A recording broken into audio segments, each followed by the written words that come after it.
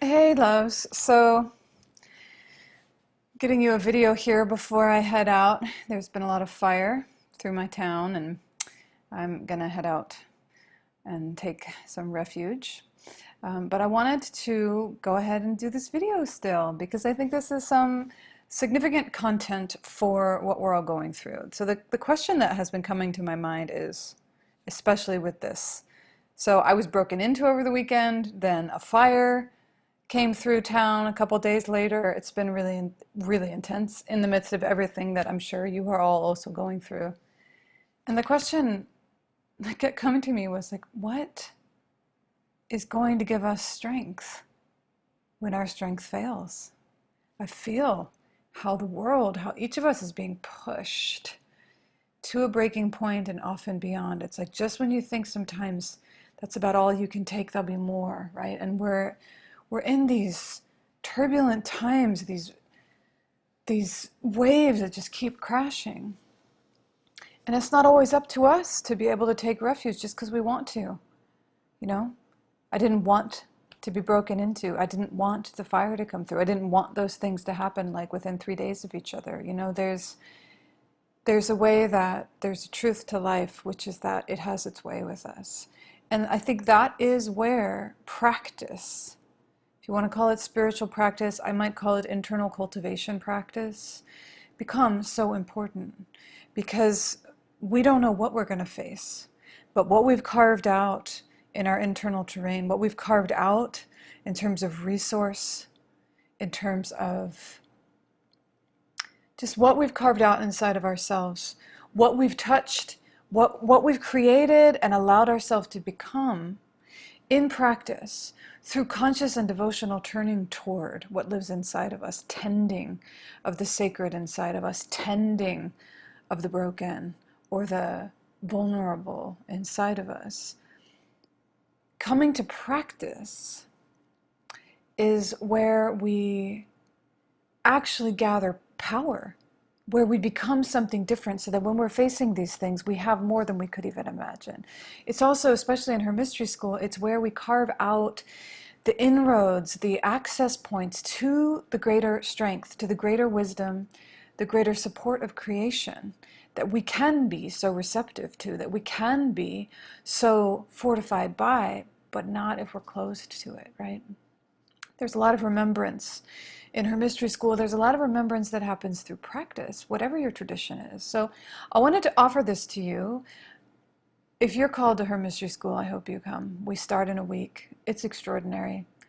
I love it so much. And I know that the way that it operates is that it calls the ones who are meant to come and now. And I know that sometimes it takes some bravery to listen to that call. And maybe you have questions or whatever.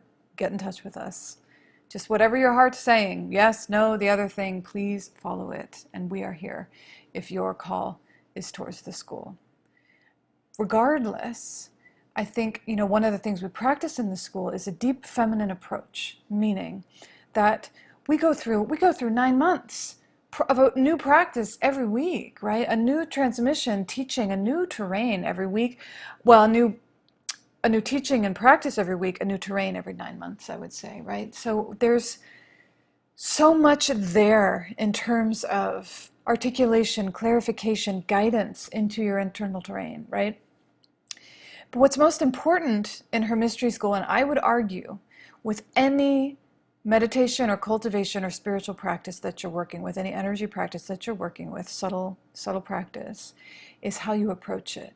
And one of the things we practice throughout her mystery school is the deep feminine approach, meaning coming to practice, coming to everything, coming to your own being, but in this case, coming to practice, as if you are coming to a mystery, with a way of coming to the practice itself that opens the practice, right? You can go meditate, you can do this or that, Taoist practice. And if you do it with a certain kind of agenda, or you do it without real presence, or you do it without an openness to what actually wants to be shown, it won't become real, right? When we're talking about practice, we're looking for authenticity and something that's true, right? Something that's beyond our concept, beyond all the things that we've identified it ourselves as, right? So the mastery, the way in to practice, or into your internal world in a way that's empowering and authentic and real, and allows you to change the fabric of your whole being and open deeply to what you really are, like that itself is an art form, and it's not that hard, not that complicated. I wanted to share a few things for you to consider. So maybe as you're doing your own meditation practice or yogic practice or whatever you're doing, that you can bring these concepts there. Let me look here. So the first one is you have to go into practice not knowing who you're going to be on the other side of it. There's something about sitting down to do even a 5-minute practice or a 30-minute deep guided practice, where that moment before you begin, the moment before you turn inward, before you close your eyes and you really do bring your power and attention closer in, where you can have that moment of silently just acknowledging and allowing, I will be something completely different on the other side of this practice. And I don't know what that will be. So I might do this practice, and on the other side, the things that were bothering me, the things that I thought were true, might have shown themselves to be completely untrue. That belief that I had, that emotion that was running my whole life, right? That choice that I was going to make, on the other side of this practice, they might not be true anymore. They might have changed. There has to be a real willingness to open to what is deeper inside of you, knowing and trusting that if you really touch into that, it will only fortify what's true, right? So it's not about getting swept off your feet or anything. It's about going to practice, knowing that practice will bring an octave. It will bring you in touch with another octave, a deeper octave of yourself, of your truth, that may change everything and it may do it in a very subtle way where you just feel different, or it may do it in a very profound way. But that's an important thing to notice, because a lot of times we go to practice with an agenda. I want to be calm on the other side. I want to know the answer to this thing on the other side, right? I want to be enlightened on the other side. Whatever it is, that agenda has to be put down at the altar before you step into the actual sacred ground of the practice. Because the practice is the terrain. You're going to walk a terrain, right? And reverence for that terrain is an openness to the mystery that it will be. The second thing I would say is that you have to go into practice with a compass pointed towards your own direct connection with spirit and to the substance of that. There is a really significant aspect of what I would call a deep feminine approach. That you're not going into practice, we could say even into prayer, even into anything like that, with a volition towards giving yourself away. That practice is meant to forge and reforge and remind you of your own direct connection to your soul, to the guidance that exists for you, to your God, if that's how you think about it, to spirit, right? To fortify you in that place. So I've sat in practice, and I've been in practice before, where I might have had amazing experiences or insights in things, but my underlying posture was one that was not one of self-authority, right? That had to develop over time for me, because I started really young. I was like 19 when I started all this, so I had a lot of development and maturing to do. I still do. But one thing that has matured in me over the past 2.5 decades is that I've learned that it's not correct to abdicate my self-authority, even when opening to something greater than myself. It's something we explored very deeply in her mystery school. What is it to sit on the throne, to stay in full residency with all that you are, to infuse that with something more than what you know yourself to be, something beyond your circumstances, right? But not to abdicate your self-authority in doing so, right? This is your direct connection. And what it is a softening into that, not a going out towards it, right? One of the ways that I think you can help practice to become one that supports your direct connection is to soften back into it, to use your posture, use your awareness of yourself to notice, like, wow, as I'm coming into this practice, I'm out here, I'm looking, I'm reaching, I can feel it, like I'm a little desperate. It's like, all right, notice that. Soften that back, right? We practice this throughout the entire 9 months of her mystery school. Come back and down and in. You create the movement that then brings all your energy and your destiny home to yourself, right? You create that. You make the space. You make the welcome for it. And that's self-authority. It's not a rigid posture. It's not a pushing out and a portraiture. It is a coming home and a softening into your own presence, residency, and power. Along with that, as we're going to practice, we don't have our compass just pointed towards direct connection.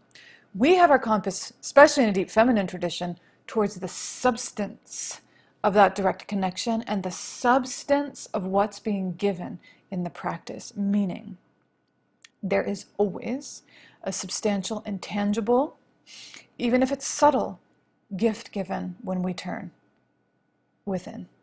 It's just the way it works. There's a covenant there. It won't always be what we expect it to be. We may or may not be able to receive it depending on where we're at. But what's important to know in terms of moving with a deep feminine sensibility is that how we open the practice is by being open to receive, and by, I was kind of looking for, but just being open to where the substance is coming, where is the support coming in, right? And there's different ways that you'll feel that. You might sometimes go to practice and feel like when you look for the substance, and when you ask to be shown, that's a better way to say it. When you ask to be shown, okay, where? I've turned towards you. Where are you? Where are you nourishing me right now? And when you ask that question, and when you allow your practice to be a revelation, you let it be real, it might be that you feel the most delicate rain coming down on you. You might feel something strong and solid at your back. You might feel like you're soaking in, nectar and energy from all around you. You might feel some kind of warmth blooming in your heart. There will be a substance to your practice always. That is cultivation inherent in the practice. You cultivate, you become aware of, you absorb, and you receive the substance given. And that is cultivation in a practice, right? Whatever practice you're doing, cultivate, absorb, and receive what's being given. Make yourself a dwelling place for that, right? And your practice will start to fill you. You will start to truly become what it is that your practice is opening you to become, right? The third point, and it's something I've recently been taught or really clarified and kind of held to by my own teacher, is that you have to engage. Well, he said it in this way: practice consciously, succeed unconsciously. The breakdown of that, which is extremely significant actually, is that you have to engage, right? So when you come to practice, say in her mystery school, say we'll come to the practice of the union of heart and womb, right? So as we come to that practice, we have to engage our will force, right? We have to engage the spark of will force and choice to come to that, to say, all right, I'm going to turn my focus, my awareness towards my heart, towards my womb. I'm going to turn my focus towards the union of those two and how they are or are not in marriage or in harmony inside of me, right? So the practice is guided in that way. Okay, you're going to be guided into the union of your heart and womb. However, once your will force has been activated, and once you've engaged your will force to kind of, almost you can think of it like penetrate through or enter your internal terrain, then you need to actually sit back, release that, and just follow what's happening. So this is Taoist cultivation in terms of where this is coming from lineage-wise. And it has to do with the fact that you engage the yang, you engage true yang, meaning you penetrate, you focus, you bring your attention and your will force to bear.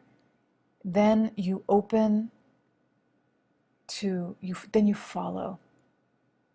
You open to what wants to move from there, meaning you open to the mystery of yourself. You open to the mystery of the practice. Remember, practice is a living, usually ancient thing, right? Depending on what tradition you're working in. And that's what you're touching into, something living and ancient. You're touching into natural law. You're touching into the truth that surpasses understanding, you're touching into the peace or the power or the presence underneath of all circumstances, right? So the invitation there in your practice is just to say, like, be careful to not overmanage your own practice. Like, okay, I'm going to breathe this way, I'm going to this happen, I'm going to visualize this. Great, do that. But then once you're in, release and watch. Now what does my breath do? Now that I've activated that, how can I follow it somewhere? All right, now that I've visualized whatever I visualize and I'm feeling it in my body, if I just sit back and I watch, what unfolds from that? That's where you allow, that's where your own personal agenda steps back enough to allow the practice to flower into something really true, rather than something that is ultimately still being managed by your own agenda, which may or may not be complete, and often isn't, right? How could it possibly be? So I offer you those three things. I'm going to put a link in the newsletter, and I'll try to put it on the YouTube channel as well, to a practice from her mystery school, that you could, a free link to it, so that you can, number one, play around with this if you don't have another practice that you want to work with, and number two, get a sense, again, of what her mystery school is, how it moves, how it works. You know, one of the things that I'll say that I think is relevant both to her mystery school and to any chosen path, right? Any chosen path of cultivation where your spirit calls, your heart calls, and you're going to walk a path for a period of time, is that the path will open up into all of these things. You know, like her mystery school, for instance, goes through 9 months, right? And they're pretty wide ranging. We're in all sorts of terrain in the deep feminine. One of the things I challenge women again and again and again to is to pay attention to what practices are actually theirs, what teachings are actually opening them, and to dismiss the rest. Right? So one of the things that I think happens for a lot of us when we turn towards an internal practice, a spiritual practice, or a cultivation practice, is we hold aloft ideals of how we're going to be in those. Like, what does it mean to be devoted to it? You know, and it's not, okay, I'll just speak for her mystery school, because I know that for some traditions and some paths, that's the truth. For her mystery school, the devotion is to return again and again to the remembrance of what you really are. And part of that has to do with using the practices, using all of the transmissions and the teachings to continually refine what's true and what's not, what's arriving for you and what's not, and then to trust that, to trust your own unfoldment, right? To trust what is actually opening you and to lean in that direction, and to pay attention to what isn't arriving or what you don't quite get yet, and just let it be, instead of forcing something, instead of reaching, right? For me, deep feminine practice always has as its root that you stop reaching, right? That you turn that reaching home towards yourself, that you bring your energy home and you see what unfolds from that. So the practice is not meant to send you this place or show you this thing or make you into this thing. The practice always is meant to bring you into remembrance and connection with a real meeting with what you are right now and the sacred nature of that. And then to follow that, because that is the pulse of the Tao. That is the pulse of your soul. That is the pulse of life. and your own experience as a woman incarnate here unfolding. Nobody gets to tame that. All you can do is steward and follow that. And that is what deep feminine practice is meant to do. That's what we do in her mystery school. And that's what we will continue to do. So I hope this has been supportive for you in terms of, I'm going to assume that most of us are realizing the need to turn towards deeper refuge and that which lies beyond circumstance in order to meet what circumstances are in front of us. So your practice, whatever it is, whether it's meditation, dance, yoga, lovemaking, whatever tradition, I don't care. I mean, I care. It'll be perfect for you. God meets us in all the ways that she knows we need. However, I would invite you to take a look at your posture and your approach to your practice. Come to it as a refuge. Come to it as a mystery. Come to it as a place where you'll remember your direct connection and you'll find something substantial to fill you. Right? Engage your will force. Be the disciple, be the disciplined one, the devoted one, and then be the lover. Let yourself be shown, right? Be the daughter, the son, the child of God. Let yourself be shown and follow the beauty that's inside of you. Follow the energy, the deep intelligence and wisdom that lives in you, and earn your own trust over time by doing that. That's my invitation to you. There'll be a practice to play around with in the newsletter. I'll be seeing you soon from a different place with less fire in it. Much love. Blessed be.